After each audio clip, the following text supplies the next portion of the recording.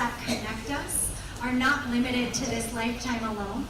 So I feel sure that Uncle Ernie felt all of the love and prayers that we sent him through our voices and through the incense. I want to extend a welcome to those who are just joining us now via live stream. We have some folks who weren't able to be here in person who are now joining us. Thanks for joining. We will next have a message of condolence from our SGI-USA General Director, Adine Strauss, read by Leroy.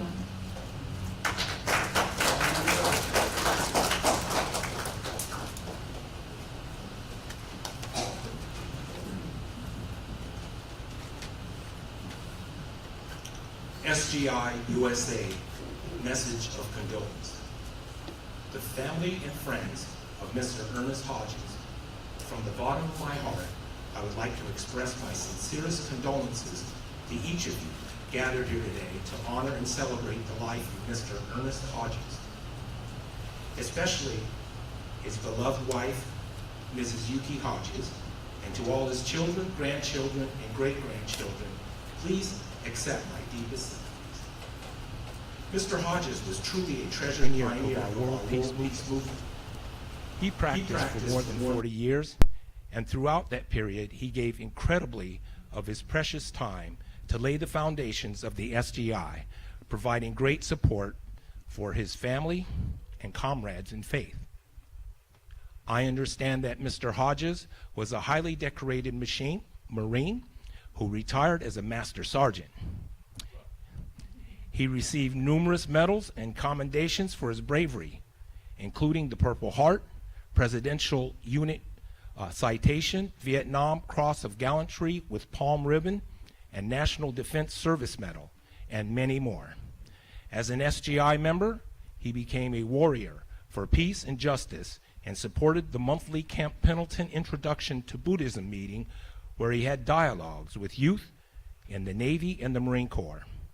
As a husband, father, grandfather, great-grandfather, and friend in faith, he touched the lives of countless individuals.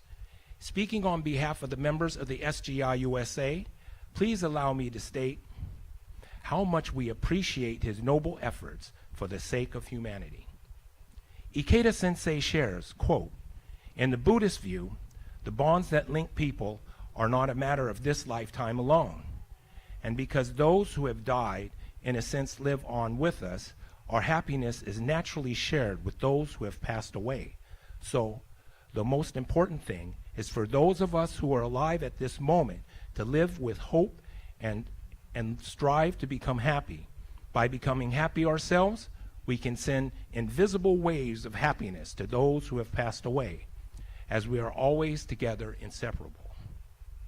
Mr. Hodges lived his 84 years of life to the fullest, with unshakable resolve and hope.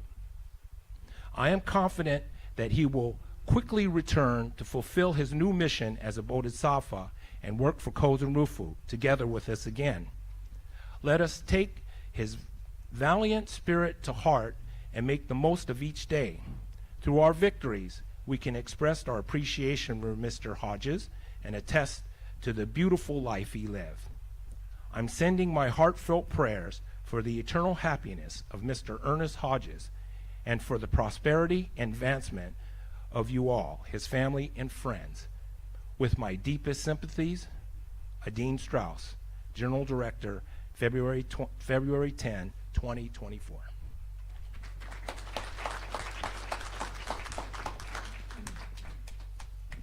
Thank you, Leroy. Next, we will have a eulogy shared by Ernie's son, Ernie Lee Hodges.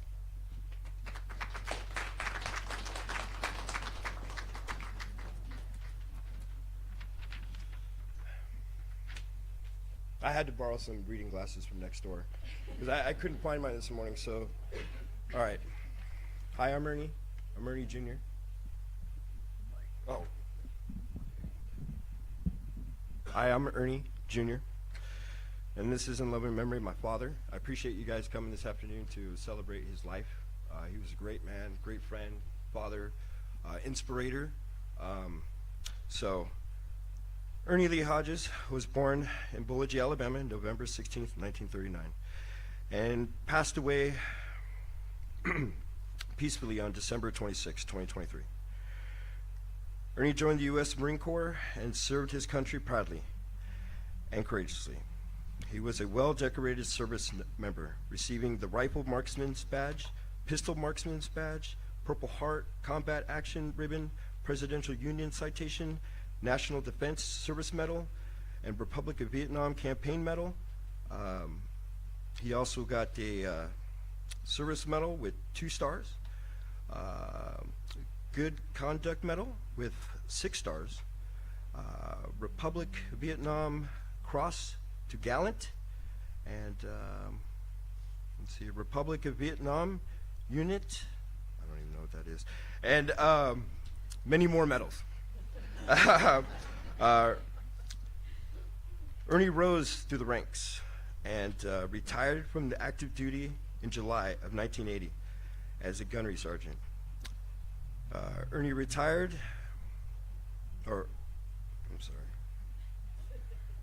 Ernie continued his government services and retired as an equal opportunity officer, a human resources officer.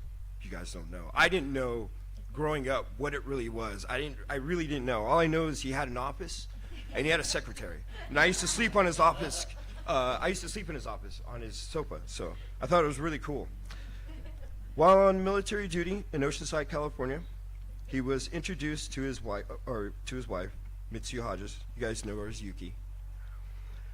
It was during this tour of duty in Japan, Ernie was introduced to the true Buddhism of Nichiren Daishonin and the organization Soka Gakkai International, SGI. Inspired by the philosophy of Nichiren Daishonin, Ernie Hodges was one of the SGI's strongest pioneer members. He devoted himself to developing his faith, inspiring others, and providing care and support to the members of the organization. You guys all know he did that. Ernie enjoyed his life, retired life, spending quality time with his children, grandchildren, and friends. Ernie coached football for Vista Pop Warner. He was an avid golfer. Stan, you know that. Let's see here. He also enjoyed trying new restaurants, fishing, and going to the desert. Ernie Hodges is survived by his wife, 50 years, Yuki, Mitsu Hodges, and seven grandchildren, 7 children, 12 grandchildren, and 4 great-grandchildren. Thank you.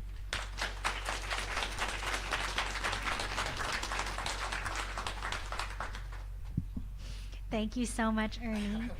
Next, we will have a video presentation.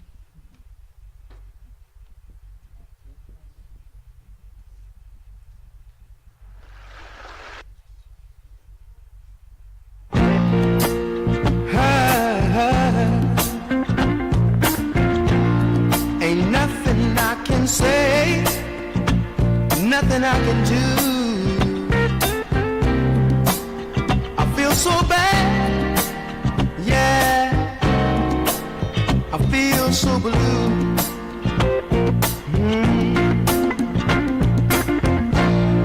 I got to make it right for everyone concerned. Even if it's me, if it means it's me, what's getting burned? 'Cause I could never make you unhappy. No, I couldn't do that, girl. Only wish I didn't love you so. Makes it so very hard to go. So very hard to go. 'Cause I love you so. So very hard to go. I love you so.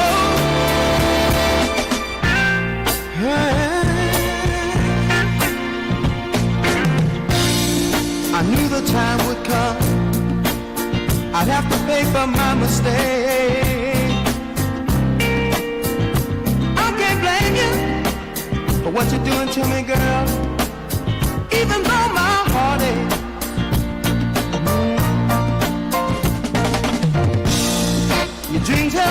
come true just the way you planned it. So I'll just step aside. I'm gonna step aside and lend a helping hand then. 'Cause I can never make you happy. No, I couldn't do that, girl. Only wish I did love you so. Makes it so very hard to know.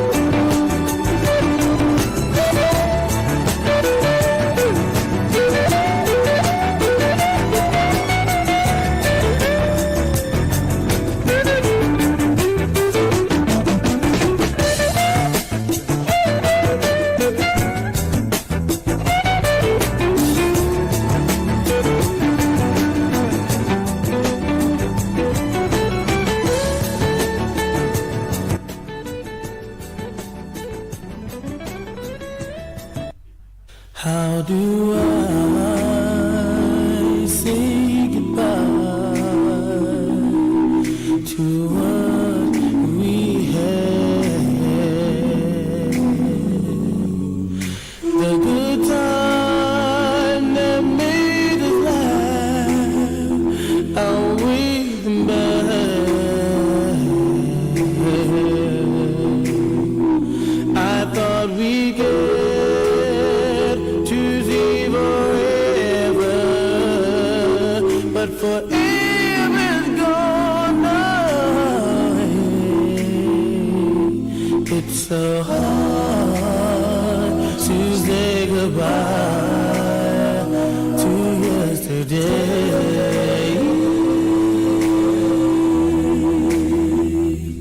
I don't know where this road is going to lead. All I know is where we've been and what we've been through. If we get to see tomorrow, I hope it's worth all the wait.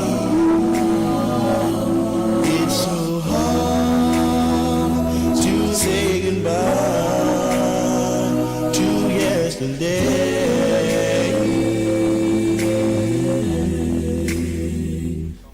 And I'll take with me the memories to be my sunshine after the rain. It's so hard to say goodbye to yesterday.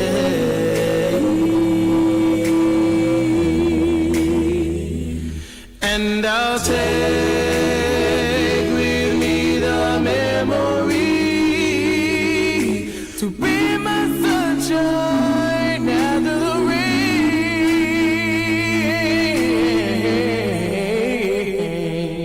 It's so hard to say goodbye to yesterday.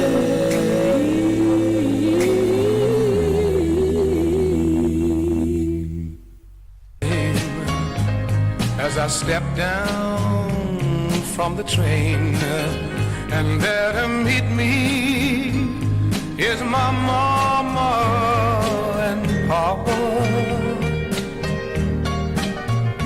Down the road I look, and there runs Mary, hair of gold and lips like cherries. It's good to touch the green, green grass of home. Yes, they'll all come to meet me, arms reaching, smiling sweetly. It's good to touch the green, green grass of home. The old house is still standing, though the paint is cracked and dry. And there's that old oak tree that I used to play on. Down the lane I walk with my sweet Mary, hair of gold and lips like cherries. It's good to touch the green, green grass of home. Then I awake and look around me at 4 gray walls that surround me, and I realize, yes, I was only dreaming. For there's a God, and there's a sad old portrait. On and on we'll walk at daybreak. Again I'll touch the green, green grass of home. Yes, they'll all come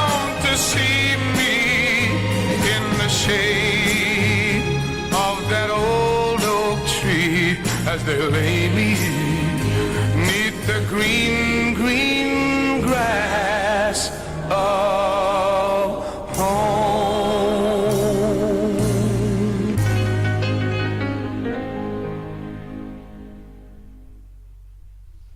Have it? What? None of them like have it?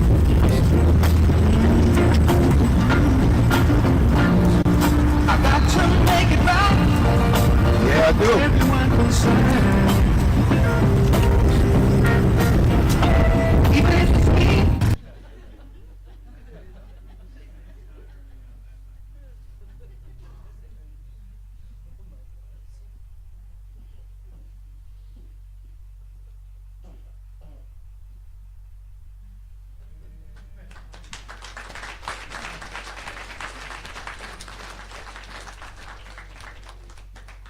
Wow, what beautiful photos. Continuing this celebration in Ernie's memory, we will have a song performed by Letitia.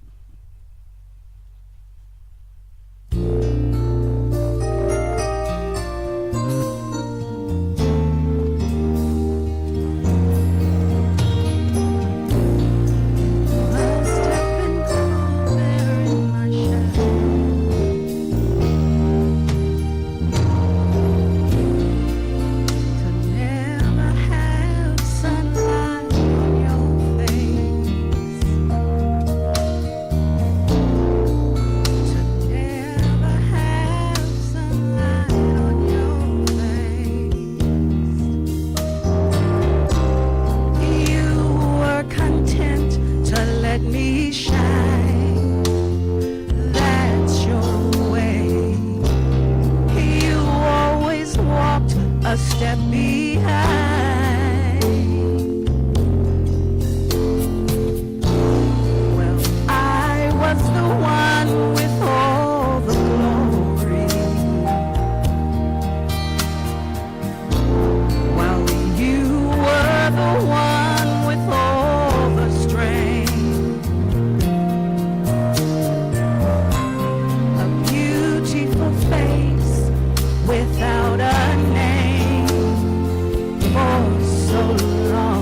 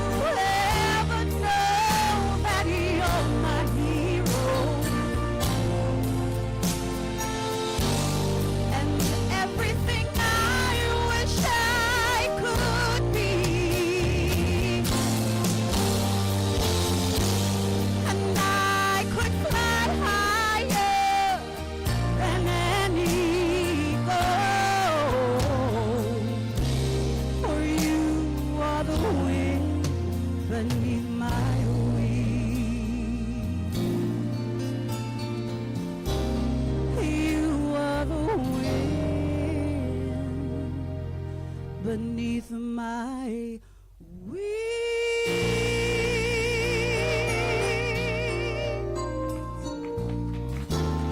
Fly away. Oh, the wind beneath my wings.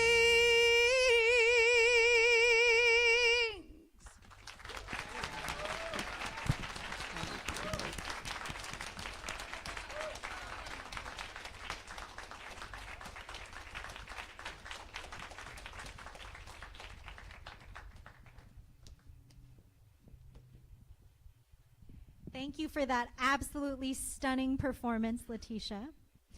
Now we'll hear some reflections from some of Ernie's family. So I'd like to invite up some of his grandsons, Rashad and Xavier, as well as Candace and Sandra.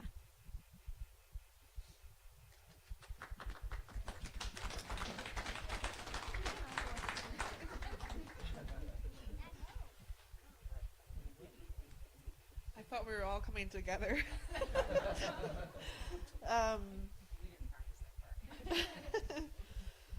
I just wrote something from the heart, and I wanted to share it. Life isn't always fair, though if you're lucky, you will learn how to fill the holes in your heart left behind by the people who are meant to mold you into a great person who could only hope to leave a mark on people's hearts once they're gone. I'm sorry. You just might come across someone special who can fill the holes. Ernie Lee Hodges left a mark indeed. He filled the holes in my heart, which I so desperately craved to fill as a child, longing for a father. He taught me the meaning of family. I feel so blessed to have been a part of his. I'm forever grateful to have known such a man of the greatness he was. I will continue to celebrate his life and all that he did. He was the most amazing man, grandfather, and father I've ever known. He left his mark on my heart. Thank you.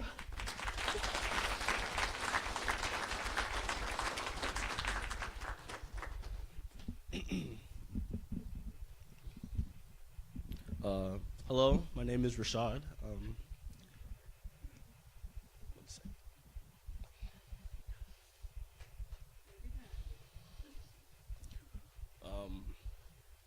I am one of two sons of my mom sitting right here. You guys know her as Sandra.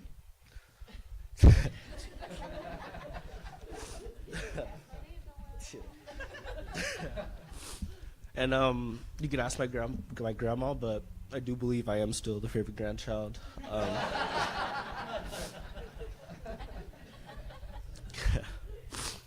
One thing I remember most about my grandpa is he always I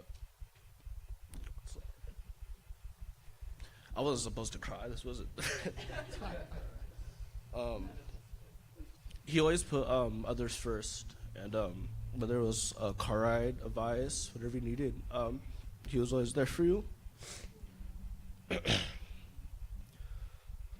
And I remember as a child, he would always give me rides to like elementary school when I was like 7, 8 years old. And as you guys know, he's ex-military, so I didn't start till 8:20, and he was there at 6:30.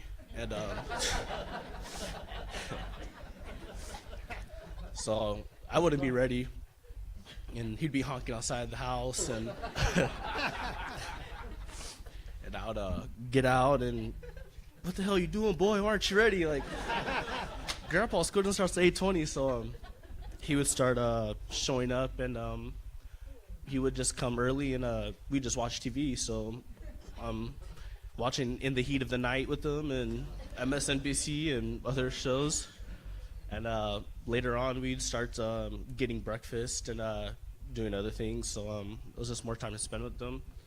And I'd always talk to him and sit there. And you'd sit there and talk to him for 10, 20 minutes. And next thing you know, it's quiet when you're talking to yourself. And I'd always look over. and he'd always be asleep. So every time, I just started getting older. I would fish here with my uncle. We'd go catch trout, and my grandma cooks them, so we'd bring them home to him. And I would go, and I'm up since 4 in the morning, so I'd go, and we'd sit there, and I'd be talking to him. And then something about the couch in the house, but I'd be asleep. And every time I'd wake up, he'd always be like, "Boy, why are you always sleeping on me?" And I'd be like, "Gotta give you a taste of your own medicine." But above all things, I'll never forget my grandpa being a selfless man and putting others first. And I think everyone here is a testimony of what putting others first can do for other people. Thank you.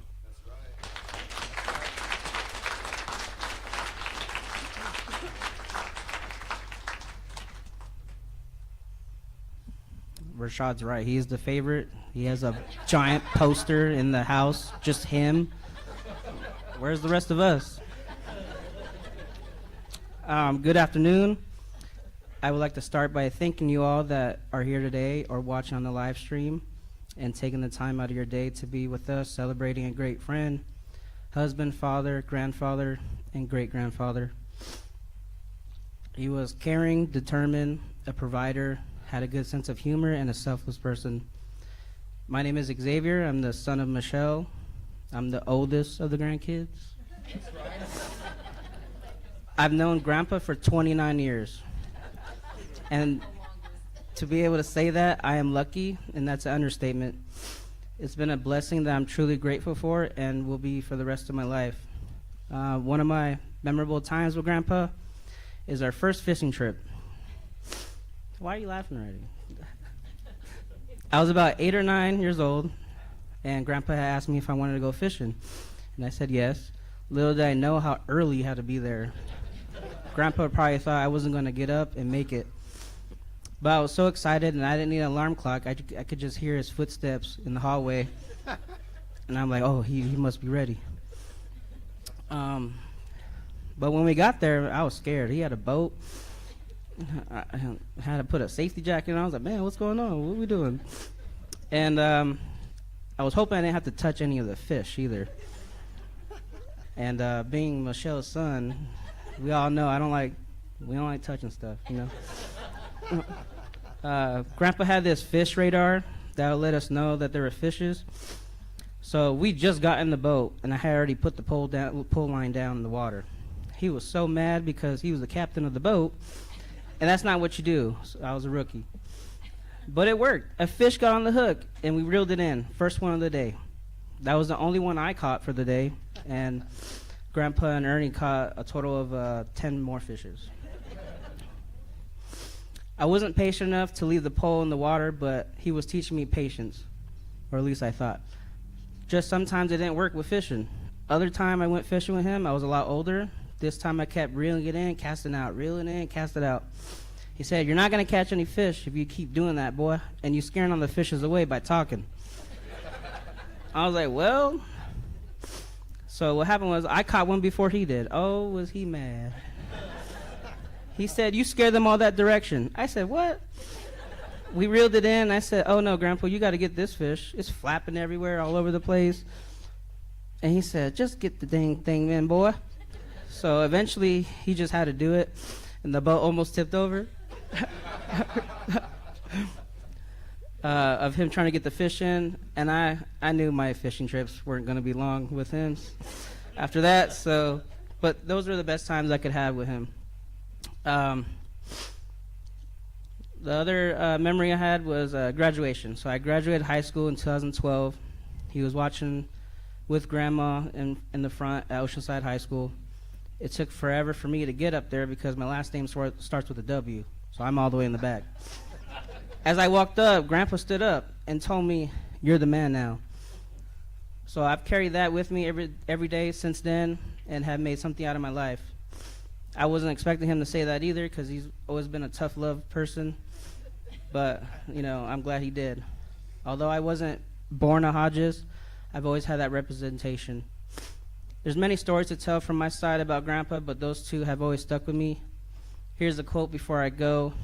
It says, "Grandfathers have ears that truly listen, arms that always hold, love that's never ending, and a heart that's made of gold. I love you, Grandpa, and always will, and will always miss you, and thank you for the times we had together. Arigato gozaimasu.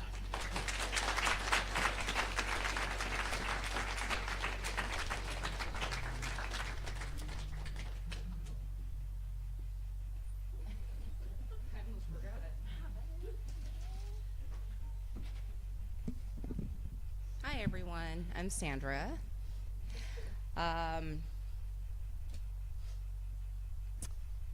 My dad, well, yeah, if you guys don't know by now, I am my father's daughter. I am very much so like him. If anything, I'm probably like the other extension of him that, I don't know, maybe in a previous life or something. But my dad was everything to me and my family. He held it down, you know. I mean, he was the person who gave me my strength, my sense of pride, my courage, my confidence. You know, everything I do in life, I've known that my dad has always had my back. So I went through life almost fearless. My father was very active, of course, within SGI. You know, my sister and I were fortune babies, and it's great to see a lot of all of the old pioneers and folks that we came up through this religion with, and appreciate Uncle Stan and everybody being here. I'm just really fell in love. But my father, you know, he took great care of us. He was a provider. He worked very hard. You know, if you're on time, you're late. You know, I mean, that's just where it all comes from. You know, especially when he retired, he had all that extra time to spend with all the grandkids because, of course, he was with us. He was constantly working. My mother was always around, but you know, I felt like his grandkids, received the best of him. You know, as a former Marine, you know, yes, he's super tough. He doesn't show any emotions. But I was thankful for that day when our kids got him to say that, you know, I love you. You know, just something so simple, you know, like the hugging and the things like that. It just didn't happen. Not that my father didn't love us, it's just not the way he was. But for our kids to break down those barriers with him was very significant, and I'll never forget that. So, you know, I guess through retirement, he was able to be a little soft. You know, we did a lot, fishing, all those things. So, my father raised me like a boy. I'm not gonna lie. Like, I mean, my love of sports, you know, the drinking, whatever you want to call it. I mean, like fishing, I was a boy until Ernie showed up. Thank God, you know. And then I had to share that role, but then it was okay. It was all those great times. We would just go out there, take trips to the desert, go fishing. You know, we would always go out to eat every weekend. I did everything with my parents, and it's super family oriented and eccentric. And you know, it was just very hard to watch our father, whose spirit was so strong and alive, you know, try to continue to do those things when his body was failing him. And you know, I think if people were to really look back in the past year or 6 months, our father knew. So he was preparing everybody, making those, you know, dedicated Sunday phone calls, just trying to rally the family to put everybody together because he knew his time was coming. And I mean, the conversations were changing. You know, he wasn't this tough guy that I grew up with, you know, and to see him be vulnerable and show emotion, and you know, it's kind of like, okay, Dad, you know, okay, because we don't cry together, we don't do that, you know. So it's like, oh, it'll be fine. You know, every time he had to go to the hospital for whatever reason, just because he had so many ailments, and he's my diabetic buddy, we're the two in the family that are diabetic. You know, I would just try to give him comfort and just say, "Oh my gosh, Dad, just go. It's like a staycation. It's okay. You're just down the street at Tri-City. Like, you got the cute nurses gonna just feed you and give you all this attention. Like, you can get a break from everybody." And he'll be like, "Okay, okay," you know, and he would go and have fun and, you know, be like, "Bring me some peanuts and things he's not supposed to be eating, pretzels, you know, bring me all those things." But I love my dad a lot. He was everything to me. And I appreciate everybody who showed up for him, because it's important, you know, the love. I know he put everybody first, and, you know, now we're here trying to figure life out without him. But I do want to thank my siblings for stepping up, you know, sharing the responsibilities and the pain and trying to put all this together. I mean, he did pass the day after Christmas, and it just seems like such a long time, you know, before we get here today to lay him to rest. But, you know, as much as we have our own lives and, you know, we have our own families, and we all live in different places, I'm just very thankful that we all came together when it mattered to be there for my mom and to be there for each other, because we're really all that we have. So I want to thank everybody here at the KaiCon who helped put this together. My Uncle Stan, I can't thank you enough to really step in and make this really good for the family. And I love you, Dad. Thank you.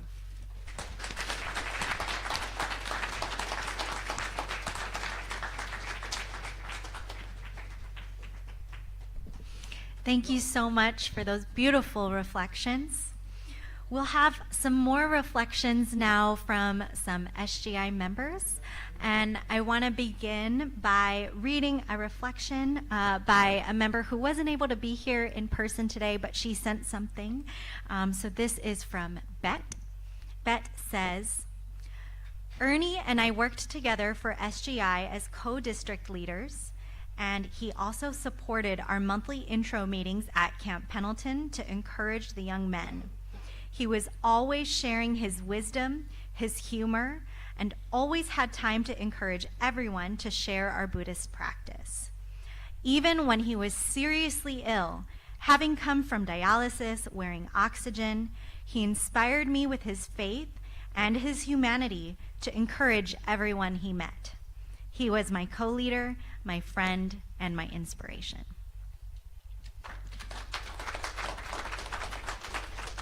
So thank you, Bet, for that message. And I'd like to invite up to the mic Eric and Tom.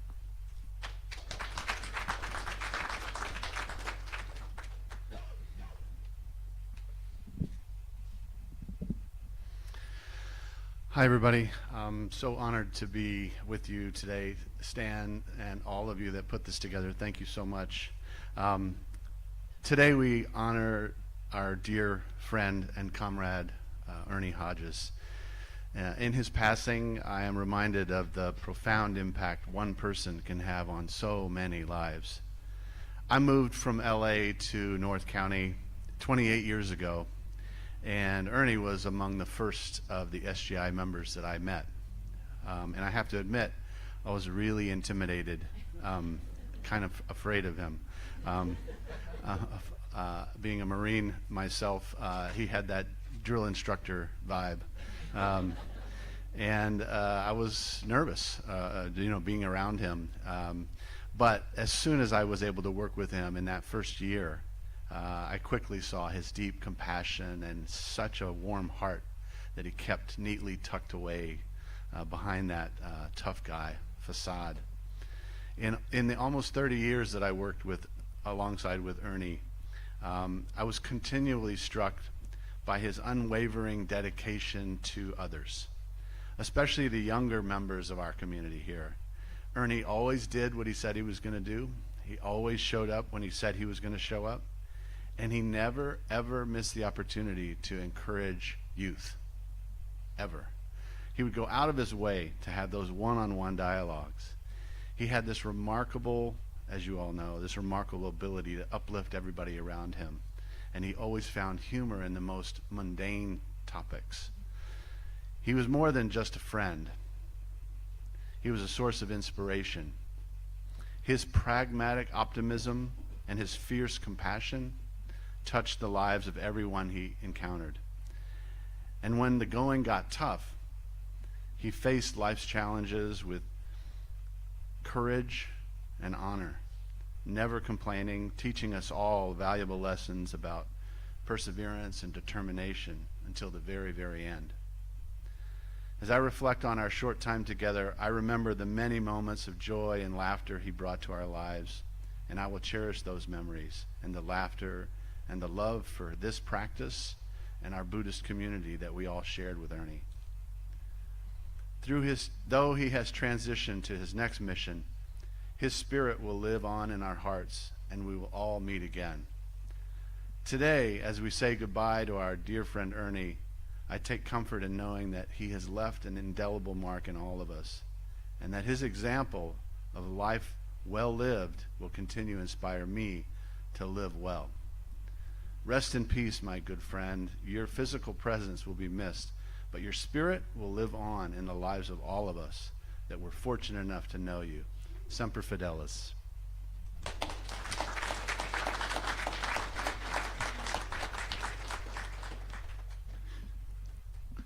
We heard a lot today, so I like to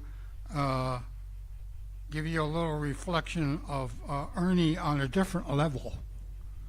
Everyone, I think, knows that Ernie loves sports, especially football. When there's another fan right there. So when football came on a Sunday, Ernie didn't like to go to someone else's house, but he liked to have people come to his house. And so he would call me on the phone and he'd say, "Tom, what are you doing?" And I knew exactly what he was going to say. "Come on over."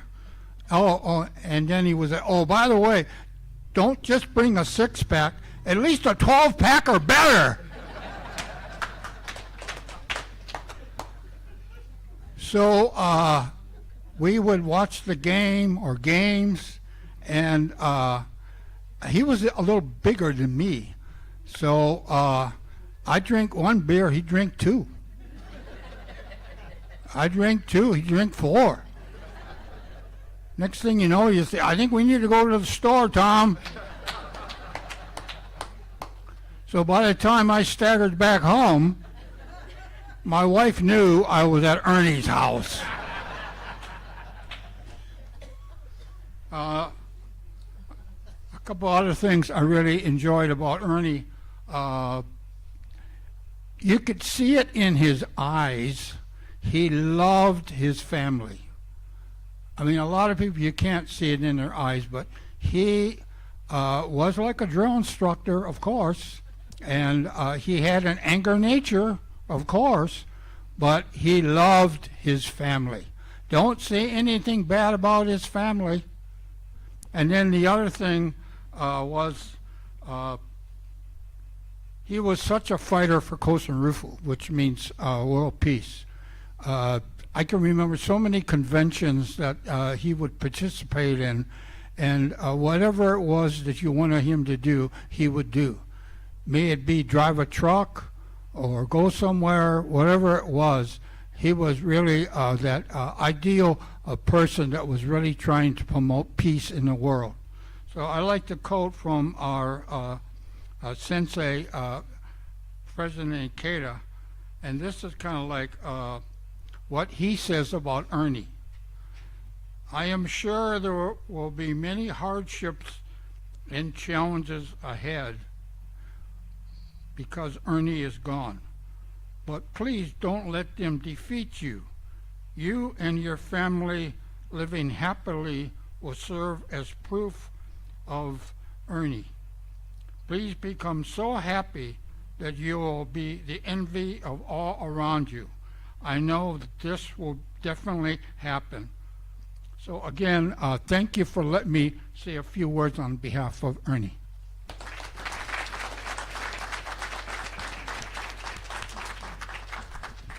Thank you, Tom. Thank you, Eric. We will have one final reflection. So let's welcome back up Ernie Jr.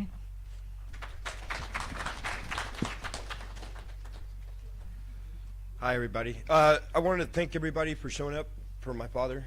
I appreciate it. My family appreciates it. I wanted to give a special thanks to the Underwood family who couldn't be here today. A lot of you don't know, my father actually, when he retired, he actually got a chance to work with his son. He actually got to see me become a man. And when I say a man, I'm a mechanic. And so my father, for 6 years of my life, was my boss. So not only did he come to my house to wake me up when I was late or tell me every night, hey, you got to show up to work tomorrow. Not only did the man fire me a couple times because of my attitude, that's the drill instructor and my father, you know. Even though he was my boss, I had to play by his rules, you know what I mean? But these are some things you guys didn't know about him, and I'm so blessed to have had that in my life. You know, a lot of people can't say that, and I can. And I want to thank you guys very much, and all the people watching live. I want to thank everybody for showing up for my father. I appreciate it, and so does my family. Thank you.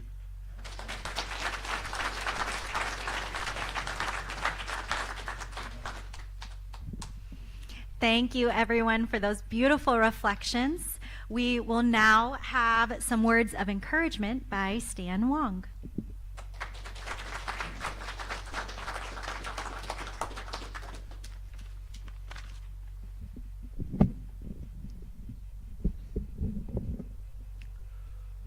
Good afternoon.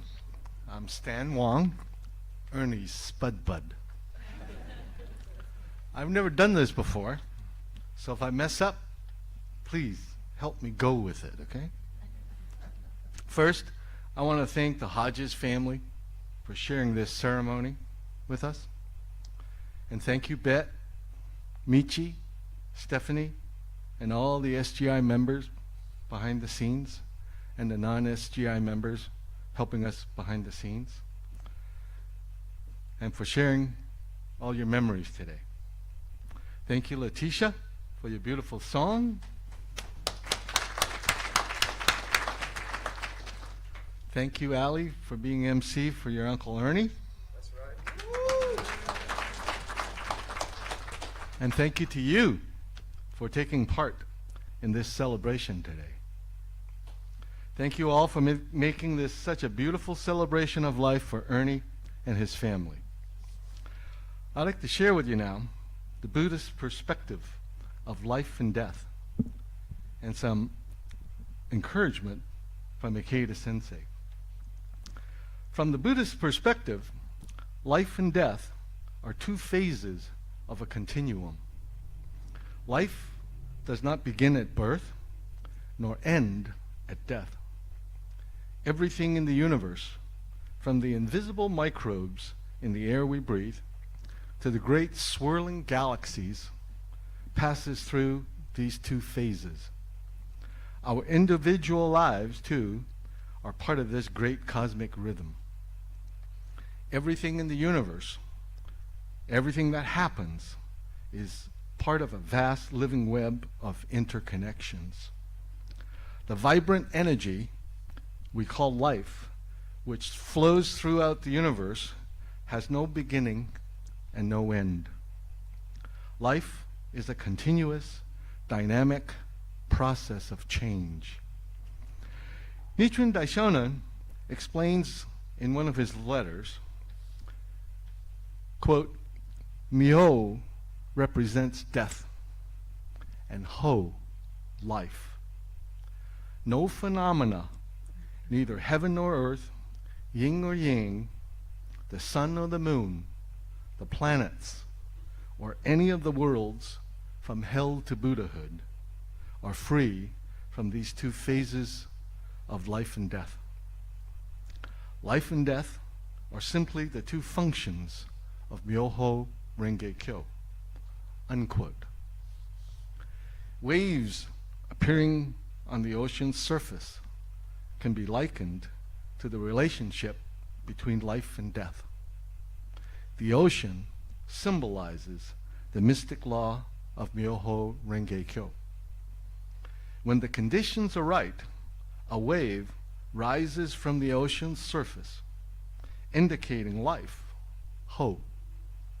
When it merges back into the ocean, it represents death, Myo. From this perspective, life and death are simply two manifestations of the universe. When a wave recedes into the ocean, it is still part of the greater ocean that is the mystic law of Myoho Renge Kyo, or life in the universe itself. In a letter, Nichiren Daishonin wrote to the lay nun Ko on the 16th day of the 6th month in 1275, quote, "Even though I cannot see you, I am certain that your heart is here. If you find that you miss me, always look at the sun that rises in the morning and the moon that rises in the evening. Whatever the time, I will be reflected in the sun and the moon. And in our next life, let us meet at the pure land of Eagle Peak. Nam Myoho Renge Kyo," unquote. Ikeda Sensei elaborates on the meaning of meeting on Eagle Peak. He says, quote, "The word meet, we could say, is used here in the sense that when our lives after death fuses with the universal life, we can sense our unity or oneness with the lives of the deceased ones. Or in the sense that we can meet with our deceased loved ones once again in the future, in some Buddha land in the universe." Ikeda Sensei also wrote this encouragement for us. Quote, "In death, our life essence is like a flowing current within the ocean's depths. It does not become fixed in one particular place. It pervades the universe and moves in sync with the cosmic rhythm of birth and death. When we chant to the Gohonzon, we can engage in an inner dialogue. Our chanting functions like radio waves, connecting our lives with those of our deceased loved ones. Dedicating our lives to Kosen Rufu, living out our lives to the fullest, and becoming the happiest that we can for the sake of our departed loved ones and friends, this is the best possible way to honor their memory," unquote. Kosen Rufu means helping every person around us to become happy. This was prepared by the SGI-USA study department from their website. I just made it more like a bikini, brief and only covering the most important points. I'm here today to celebrate with you my spud butt Ernie.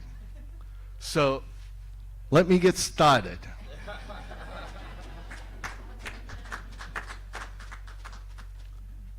Ernie may be out there somewhere waiting for me, but I know for sure wherever he is, he's with Butch Carrington, having a good cigar and drinking expensive yak.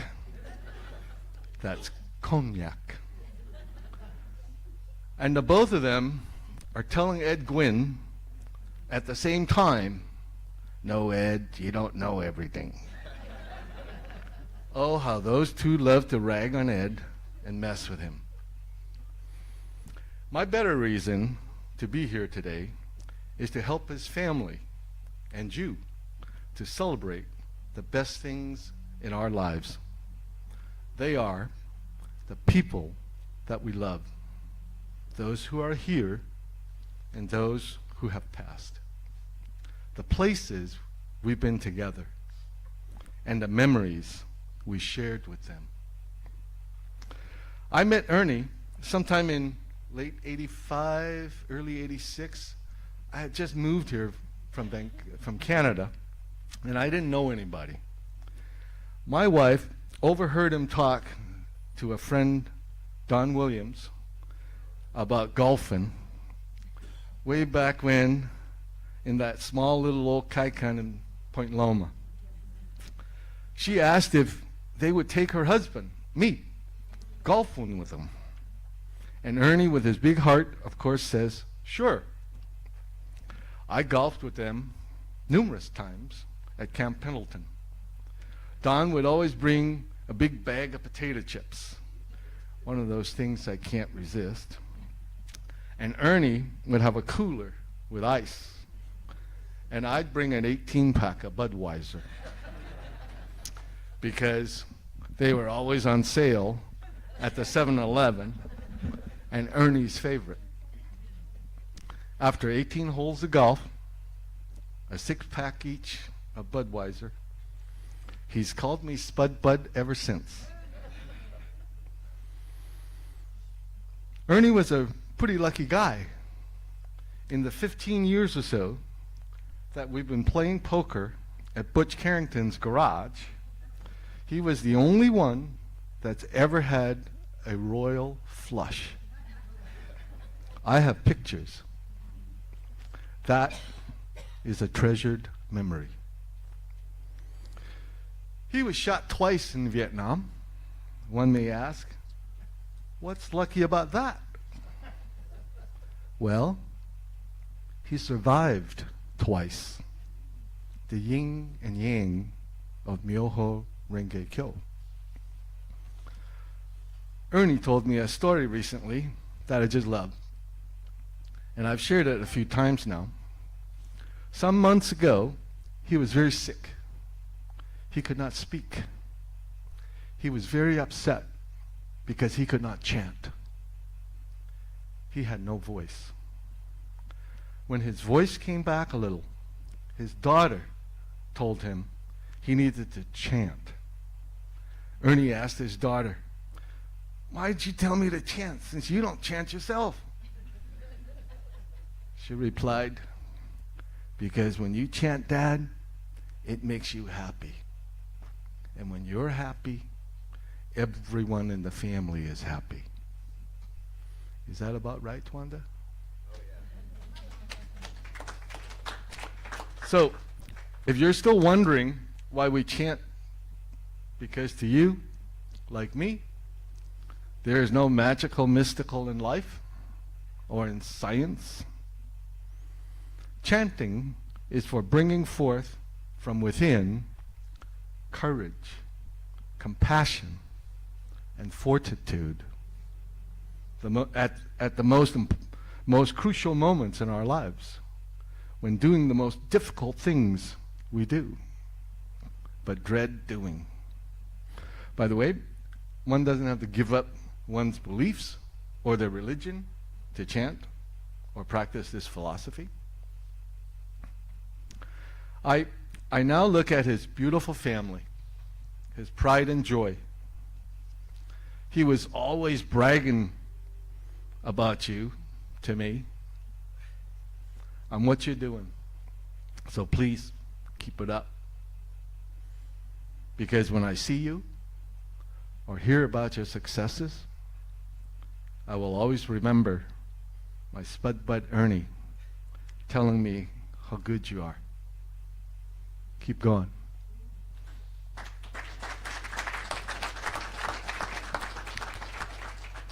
When I find that I'm missing the warm friendship, the laughter, the wisdom from Ernie, I shall have to remember Ikeda Sensei's encouragement. I can say a few Nam-myoho Renge Kyos and engage in an inner dialogue, because the warm friendship, laughter, wisdom, Ernie has already given that to me. I now only have to bring it out again. If Kosen Rufu is helping every person around you to become happy, then Ernie was a true Kosan-Rufu champion. From his wife, Yuki, to his children, grandchildren, great-grandchildren, you and me, he has made all our lives a little happier, a little more fulfilling. I call that Buddhahood. He has already engraved this into our hearts, and it will be passed on for generations. We all have just inherited his legacy as successors to a true Kosan-Rufu warrior. Thank you for listening and putting up with me today, and Happy New Year of the Dragon to you all.